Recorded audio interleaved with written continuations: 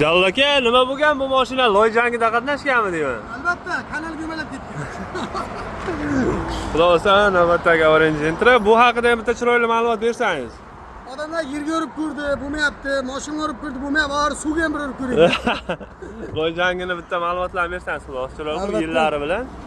Assalomu alaykum hurmatli kanalimiz a'zolari. Xudo xolasa ko'rib turganlaringiz 2022-yilda ishlab chiqarilgan Gentra mana motorxonalarini ko'rsatamiz. Motorxonalariga ziyon yetkazmagan.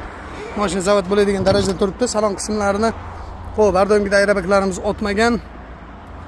Mashina holatini ko'rasiz. Mashina shu holatida qiziqadigan narxini qiziqadiganlar biza kommentariyada plyus-plyusini qoldirib ketsin. Xudo xolasa shu mashinani narxi haqida aytib o'tib ketamiz. Endi ko'pchilikka narxini aytsak bir xillar sen narxing kimga qiziq degandek qilyapti. Shuning evaziga narxini faqat qiziqqanlar uchun kommentariyaga yozib qo'yamiz. Plyus-plyusini qoldirib keting. 2022-yilda ishlab chiqarilgan 156 ming yurgan mashina, 115 ming yurgan metan gazi bor. Shu holatida sotib olganmiz mashinani Navoiy viloyatidan.